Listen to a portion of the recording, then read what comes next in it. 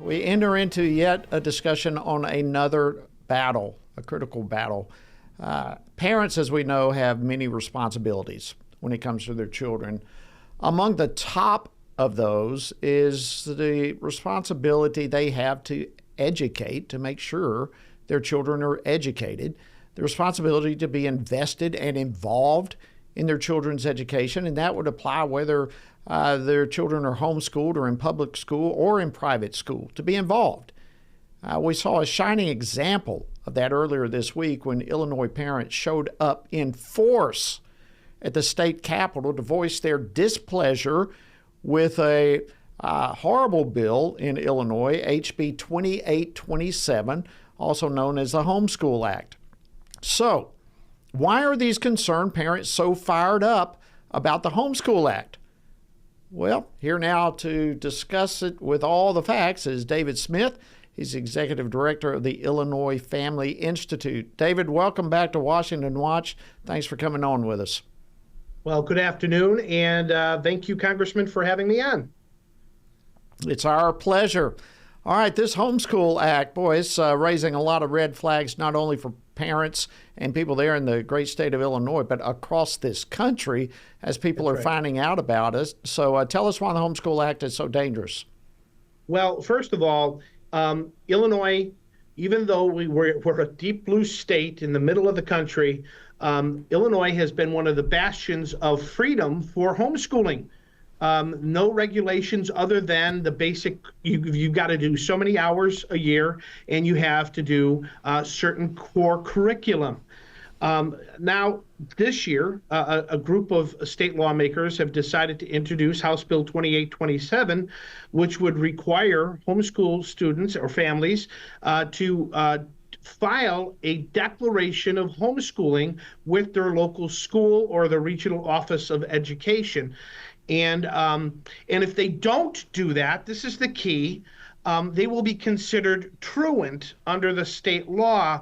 And once you're considered truant, there are certain penalties that kick in, including up to a $500 fine and 30 days in jail. 30 days. Now, of course, I think that these guys really don't want to separate families from their parents, do they? I mean, that's what they say. But that's what the law says right now, that it would happen if we were to violate this law. But Jody, can I just say real quick that the state is utterly disqualified from overseeing homeschool families. First of all, 32% of students in Illinois are proficient in ELA, that's English Language Arts. Only 32%. 27% are proficient in math. Yet we spend $19,000 per student to get that result. $19,000 per student. Now, I'm a homeschooling father of 8. We don't spend that kind of money on any one of our kids. But you know what? With that $19,000 per student, they get an 88% graduation rate. I can't figure out that math, right? If most kids can't read and do math, how are they getting 88% graduation rate? But the fact is, with that 88% graduation rate, that means in Illinois, 228,000 students are falling through the cracks of our government schools. Wow. And then let me just take it up one more notch.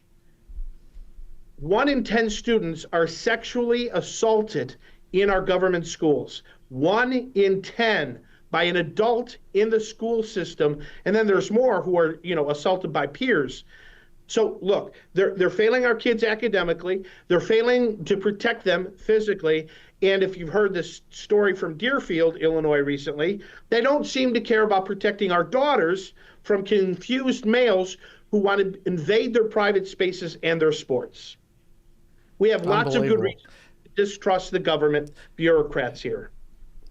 Yeah, and with all the stats that you just mentioned, is there any reason to question why parents would opt to get out of the public school and go to private school or homeschooling? And yet now it appears the state legislature there is trying to stop and prevent parents from exiting a failed public school system. Is that kind of what's happening?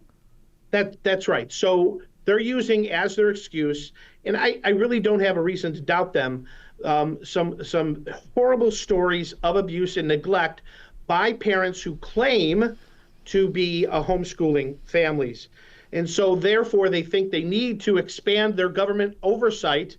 It's like using an 8-pound sledgehammer to get a trimming nail in. It's way too overbroad. You've also heard the old phrase, hard cases make for bad law or bad policy. Well, that's what we have right here. Is they're trying to solve a problem that doesn't exist. In fact, one state lawmaker said homeschooling isn't the problem, it's the solution. And we don't need more government oversight. David, is there, I know Illinois, and listen, we've only got a minute. In fact, will you be able to hang on for a couple of minutes and come back after the break? Absolutely. Okay.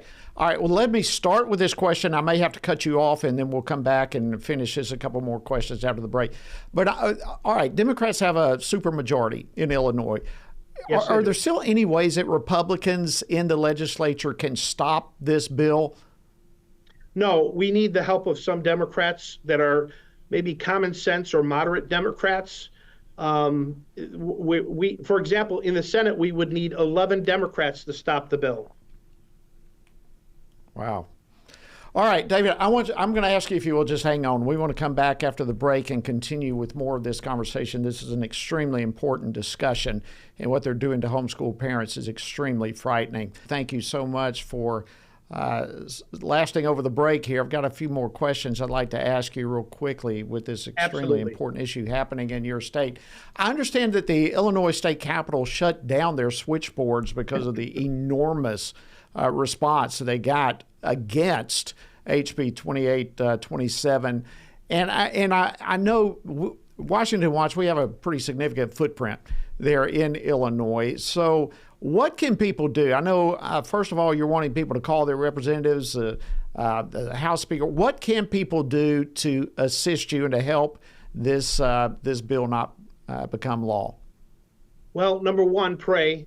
Number two, pray. Number three, pray. You get the point. Great order. So, but after that, we want you to act. And like you said, call your state representative, call Speaker Welsh's office. He's a politician. He's savvy. If he gets a lot of calls coming into his office, he may tell his caucus, hey, guys, this bill is really unpopular, and we probably should tread lightly going forward, maybe not even consider it this spring session. We can always pray for that. But, also, Jody, I think we need to tell other people about this, our like-minded friends in church, in our neighborhoods. Do you know they want to throw us in jail for 30 days if we don't fill out a form with the local government, giving up private information to them? We don't want that. I have to point out something. On the committee hearing that we had on Wednesday, Democrat Fred Crespo from the Streamwood area made a mention to the whole committee room, when he said, "Hey guys, I love you as a sponsor, but I can't support this bill because I've known homeschoolers for 20 to 30 years. Some of these kids are now even parents themselves, and I think they've done a great job, a phenomenal job," he said. This only underscores what we have been saying for a long time, what Tony Perkins has been saying for a long time, is you need to have relationships and a good rapport with your local officials. Fred Crespo knew homeschool families, respected homeschool families, and doesn't want to throw them under the bus. And so if we have more relationships like that with our state lawmakers, with our local officials, our village officials, our local law enforcement, they're going to be more willing to work with us than against us. And so I just really encourage Christians to think about that. Plus, it's an opportunity to be salt and light. We could be asking these officials, how can I pray for you? And you know what? How many times do lawmakers get that kind of feedback from their constituents? How can I pray for you? That kind of a question. How can I pray for you? And then it might even open up a door through that to share the gospel message. And what could be greater Absolutely. than that? Absolutely. David Smith, I want to thank you so much, Executive Director of the Illinois Family Institute. In fact, I have it right here from your website. I'm going to give out House Speaker Chris Welch's number. Again, we have a lot of people, so y'all grab a pen, grab a piece of paper and something to write down quickly, or you have to go back and watch this later. The Speaker of the House, Chris Welch, his office phone number, 217-782-5350. Now is a great time to call him. David, thank you so much for joining us on Washington Watch, and thank you for all the incredible work you're doing.